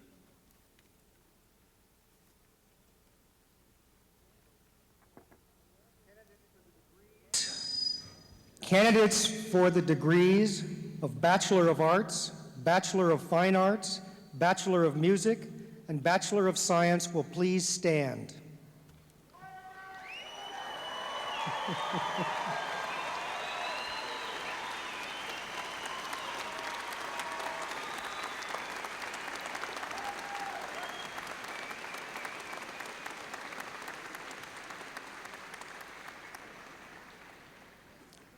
Mr. President, I have the honor to present these candidates for the degrees of Bachelor of Arts, Bachelor of Fine Arts, Bachelor of Music, and Bachelor of Science, and recommend that all who have fulfilled the requirements of the College of Arts and Sciences be awarded their bachelor's degrees. The names of the bachelor's degree recipients with college honors and with distinction may be found at the beginning of the listing of degrees granted for each academic quarter as listed in the commencement program. Many of the candidates here today have completed degree programs in summer, autumn, or winter quarters. These candidates, whom we are very glad to have with us, have already received appropriate diplomas. Candidates completing their academic programs this spring will receive their diplomas later this summer. A special memento of this graduation exercise will be presented to all candidates in attendance today. Following President Gerberding's citation awarding the various bachelor's degrees, all candidates will be seated immediately and, under direction of the faculty marshals, will await their turn to come forward one row at a time. On behalf of the regents and the faculty, I am delighted to confer upon each of you your respective bachelor's degree. Congratulations. We're very proud of you.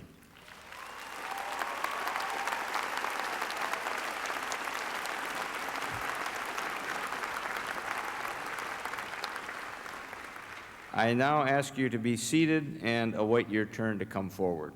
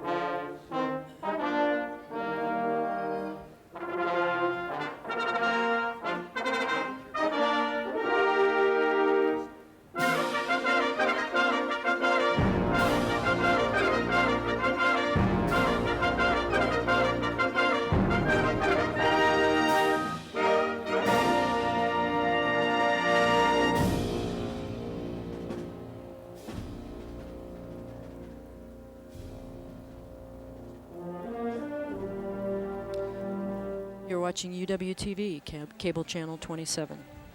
Today we're proud to bring you the 120th graduation ceremony from the University of Washington's Heck Edmondson Pavilion. Right now you're watching the bachelor's degree candidates go up to the podium to receive their degrees. The commencement speech that was given today by Tom Brokaw, in case you missed it or in case you would like to view it again, will be aired at 7:30 this coming week, June 14th, and again on June 17th at 6 p.m. Both ceremonies, both this one that you're watching now and the gold ceremony, which was recorded earlier today, will be shown in their entirety tomorrow, June 11th, beginning at 2:30 p.m. They'll also be aired all week, Monday through Friday, June 12th through 16th, beginning each night at midnight.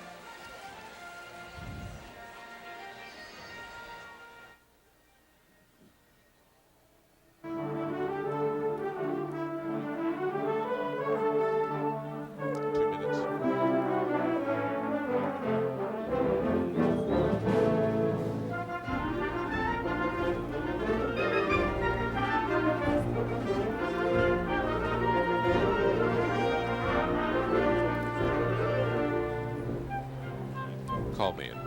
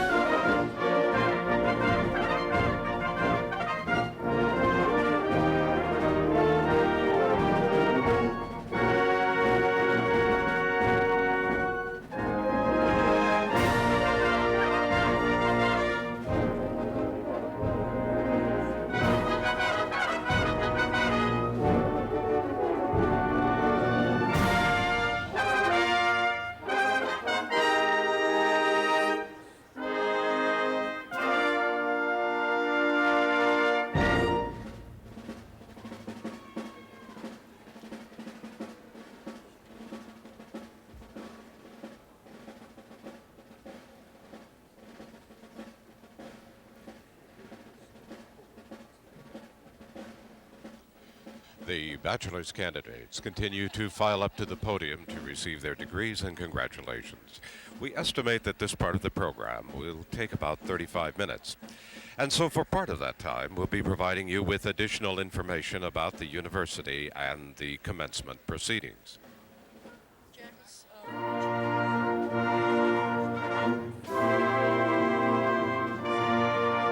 Over by Professor William Gerberding. President William Gerberding. He's also a professor. Dr. Gerberding has been at the university for 16 years, and in fact, his is now the longest presidential term in the history of the university, which spans now 27 presidencies. President Gerberding has been hailed for his leadership during the budget crises of the 1980s and for revitalizing sagging salaries and programs.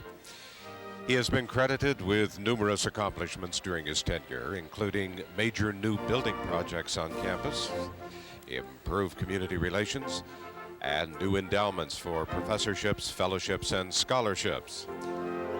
His legacy to the university is a distinguished faculty, a reputation as a top-notch research institution, and 4 Nobel Prizes. He will be missed.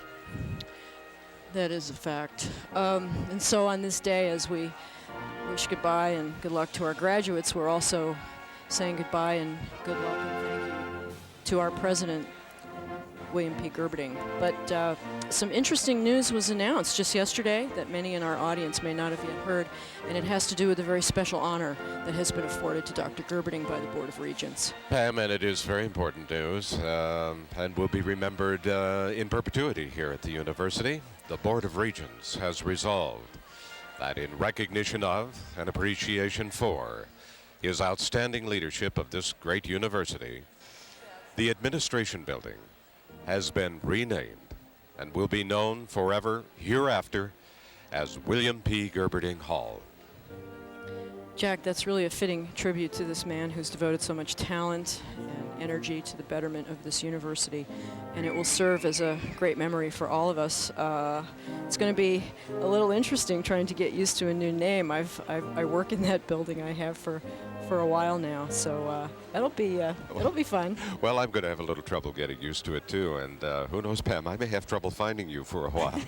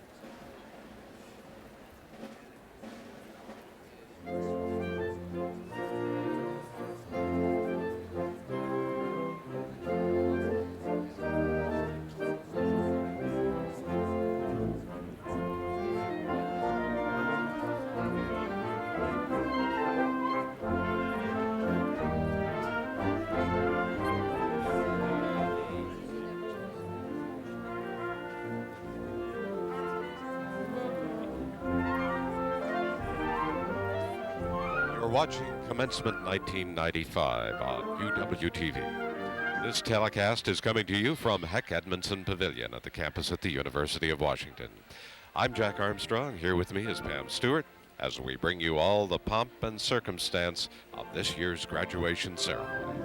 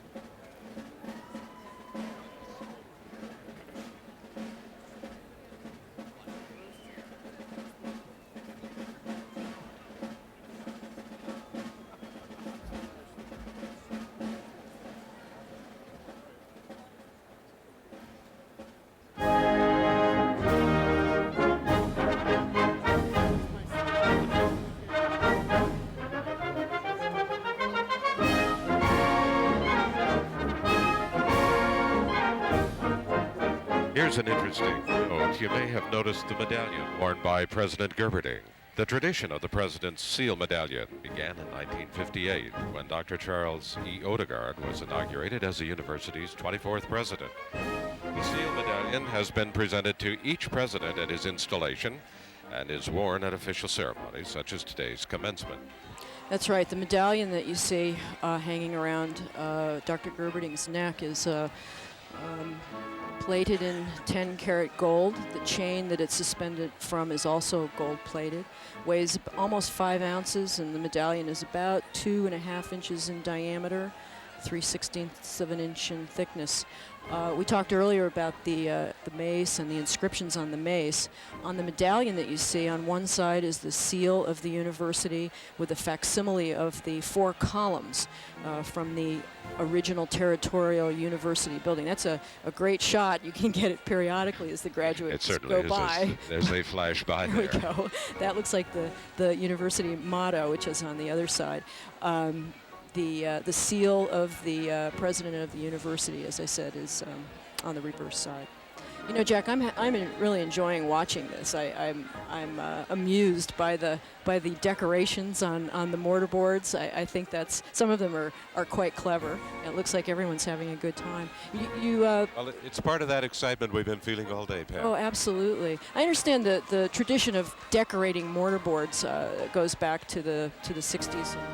At that time, most of the were not decorations as much as maybe political statements. Yeah, they made signboards out of them. Yeah, exactly. And today it's fun. It's frivolous and fun. So we're enjoying it. We hope that you that are out there watching and listening are enjoying it as much as we are. We have more degrees to be conferred on the baccalaureates, so let's just sit back and relax and watch for a few moments.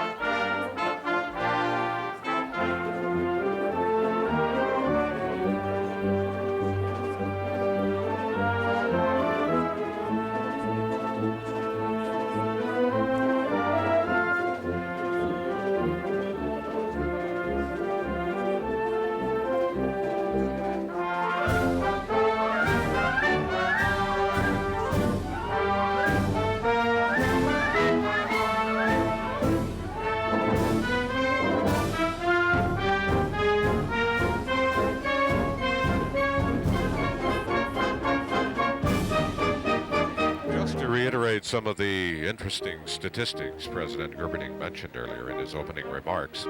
Over half of the bachelor's and master's degrees being awarded today were earned by women. That's right, and he also mentioned in the area of professional degrees, 45% of the graduates graduating with law degrees today are women. 47% of the new physicians graduating today are women, and 27% of the new dentists. Another startling statistic which he pointed out was the increase in the number of PhDs earned by women this year stands at 39%. It's quite an accomplishment. Thinking about distinguished women, here's an interesting note from our early days. When the university was founded, it was November 4th, 1861. It held its first graduation in 1876. And the number of students in that first class? Just one. And her name was Clara McCarty. Perhaps familiar to some for the dormitory that was named after her, McCarty Hall. That's really interesting. She also went on to make additional history by being elected the first female superintendent of schools in Pierce County. Jack, can you guess what the tuition was back in Clara's time? What year was that, 1876? Only because I'm looking over your shoulder. Okay, here it is, $30 a year. And books had to be shipped around the Horn from the east. Typewriters and fountain pens were virtually unknown. Even notebooks and pen and ink were in short supply. Well, times really have changed. Where would we be today without our computers? We wouldn't know how to operate anymore. In 1990, the university opened two other campuses known as the University of Washington Tacoma and the University of Washington Bothell. We're pleased to report that the Tacoma campus held a graduation ceremony this past Wednesday with approximately 220 graduates. The Bothell campus held a ceremony this past Friday evening with approximately 250 graduates. Our congratulations to all of those graduates. Yes, that's a good point. And for those of you who may not know, the curriculum at the branch campuses is designed for junior and senior students and leads to a Bachelor of Arts in Liberal Studies with two concentrations available, one in Comparative United States Studies, the other in Comparative International Studies. Well, and as the ceremonies move along, there are still more baccalaureates to come forward. Let's watch.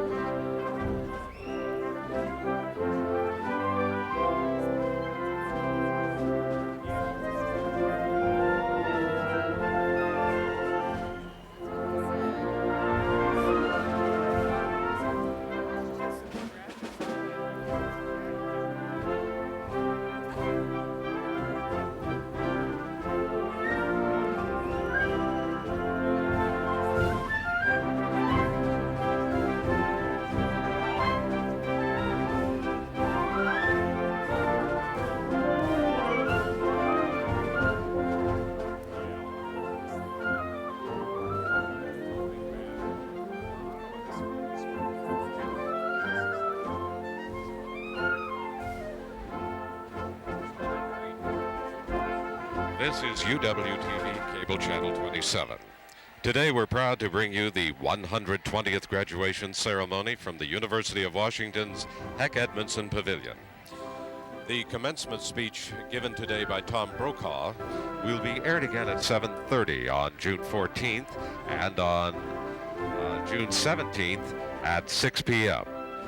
For those of you who are interested, you'll have the opportunity to see Mr. Brokaw again.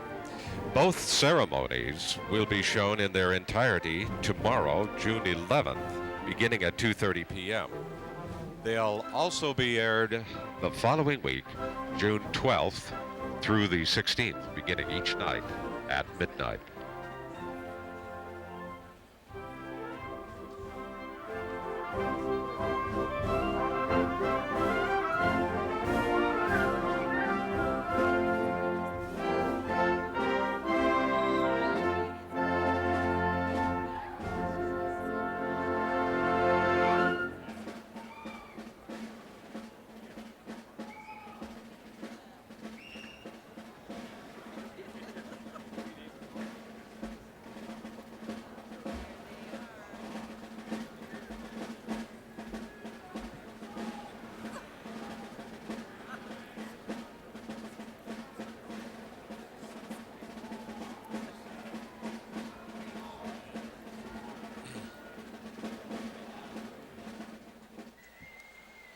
Here in the Heck Edmondson Pavilion, every effort is made to accommodate those graduates and guests with physical disabilities.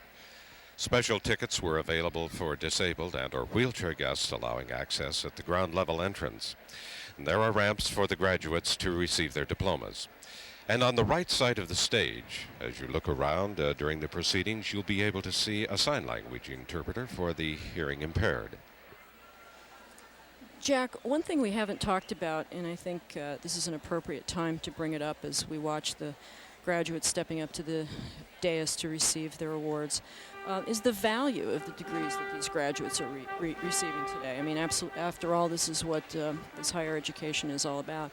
And in preparation for our telecast today, we were able to look up some census data, which shows a comparison of average lifetime earnings between high school graduates and those with advanced degrees, and I think you have that in front of you. I do, and the figures are very revealing. In terms of economic practicality, those with BAs can expect to earn upwards of 70% more in a lifetime than those with just a high school diploma. For PhDs, that extra earning power is estimated at 150% that of the high school graduate. And for professional degrees, it's over 200%. It's quite a start. Yeah. Couple that, too, with the national reputation of an institution like the University of Washington. And the graduates that are leaving here today are leaving with a very valuable ticket to the future. So, though they're probably a bit anxious about what awaits them tomorrow, after all of the celebrating is done, they're leaving well prepared. And we see one of our co-hosts in the audience who has signed his mortarboard for us, UWTV. That's right where you are. You're watching us on cable, channel 27.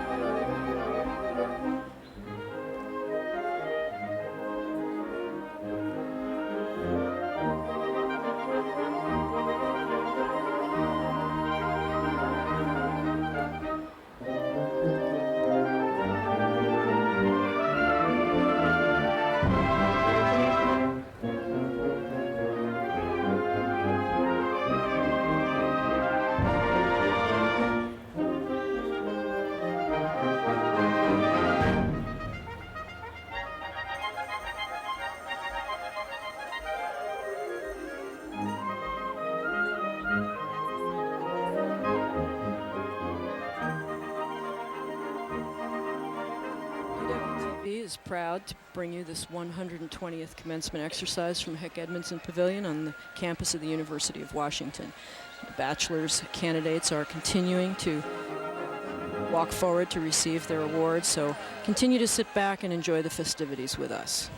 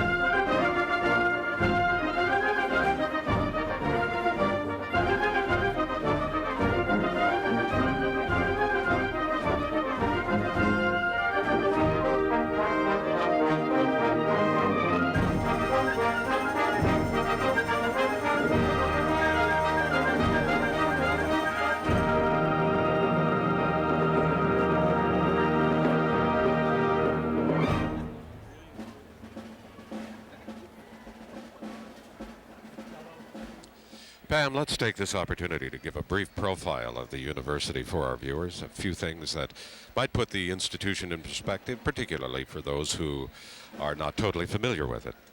You know, Jack, many people have compared the University of Washington to a small city, and I think that's a very apt description. If you look at the population figures, you can see why. This past fall quarter, 1994, UW enrollment was almost 34,000 students, 25,000 of them were undergraduates. The gender ratio here is quite interesting, and maybe not surprising considering what Dr. Gerberding said earlier, split right down the middle, 50% men, 50% women. Where do they all come from? The overwhelming majority of all UW students, 83% this year, were residents of the state of Washington. Minority enrollment averages about 25%. And in terms of its physical description, let's tell you that the UW is now 134 years old, the grand old school. It sits on about 700 acres in the city of Seattle and comprises more than, 200 buildings. A small city. Right.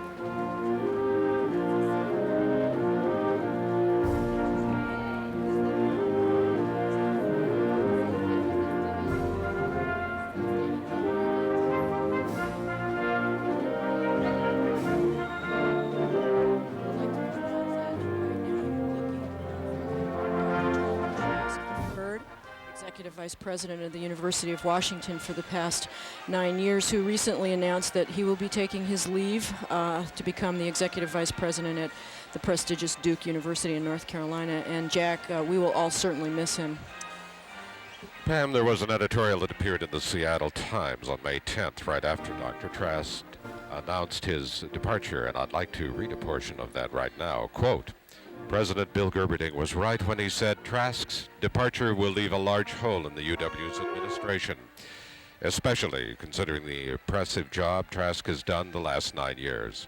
It is difficult to imagine the $400 million building program, including the Allen Library, the Physics Astronomy Building, additions to the Health Sciences Complex, being done without Trask's tough, effective management style, unquote. So we all wish Tallman Trask the best of luck in his new job at Duke, and we extend our thanks to him for all of his very valuable contributions to this institution.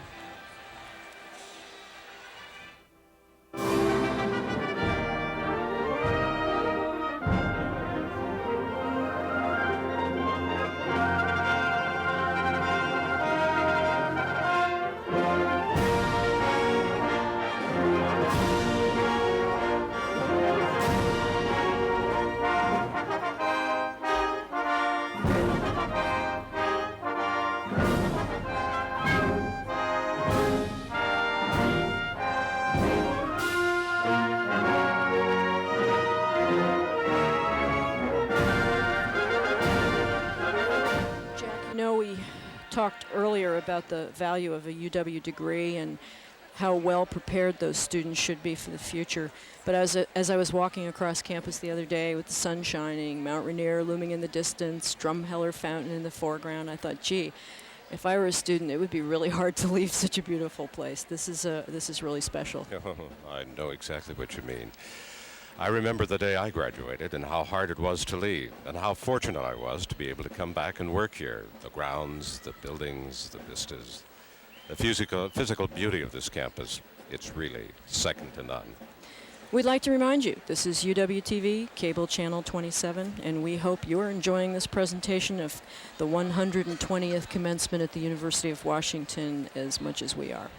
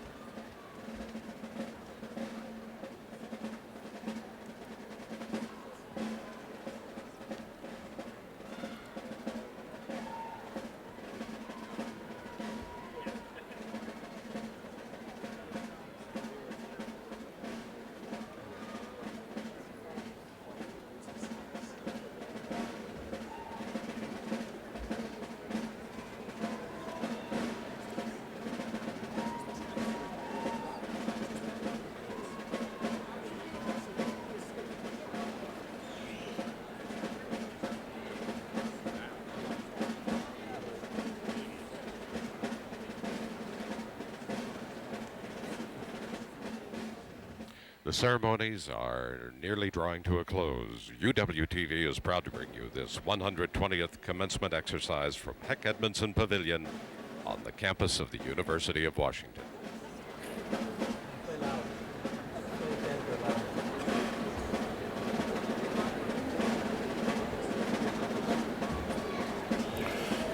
This afternoon's ceremony will begin at 2:30 p.m. Doors will reopen at 1:45 p.m. for guests holding tickets for that ceremony. We ask your cooperation in leaving the building promptly at the conclusion of this ceremony so that the pavilion can be readied for this afternoon's ceremony. This afternoon at 2:30, the Department of Transportation is closing State Route 520, the Evergreen Point Bridge. Those of you returning to the east side of Lake Washington after 2:30 p.m. will need to take I-90. After the singing of the alma mater, the audience and members of the graduating class are requested to remain standing in their places until the recessional of the faculty is concluded. The graduating class and guests will then resume their seats. Under the direction of the commencement marshals, the graduates will march outside to meet their parents and friends. We urge that the order of the recessional be maintained until you leave the pavilion.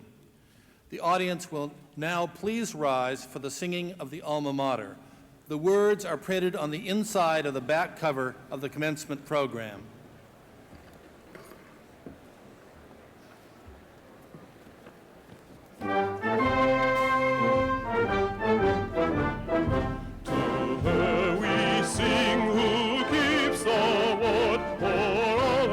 From sea to sea, our alma mater, Washington, the health we give to thee.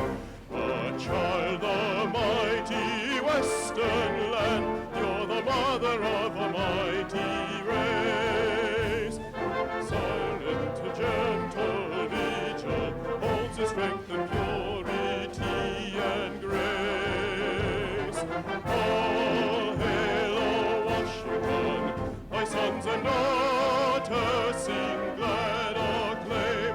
Through years of youth and loyalty, and still in age we sing thy fame. In honor thy towers stand, the battlements shine in dawning light, and glow again in sunset rays. All hail, O Washington!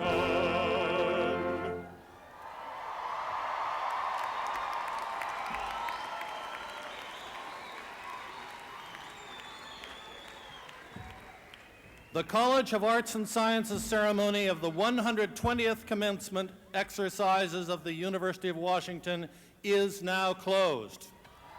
Lisa Boxenbaum, will you marry me wherever you are?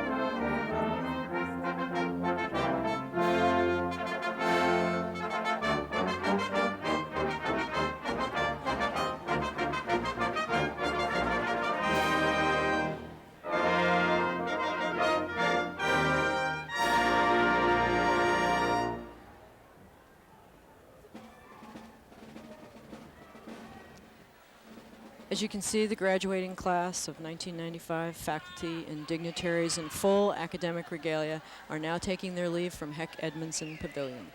And we'll soon be taking our leave from this coverage of Commencement 1995 from the University of Washington. I'm Pam Stewart. Thanks for joining me today, Pam, and I'm Jack Armstrong. A final congratulations to the latest University of Washington graduates And a thank you to you, the viewers of this coverage. Commencement 1995 on UWTV on cable channel 27 has been presented as a public service by the University of Washington.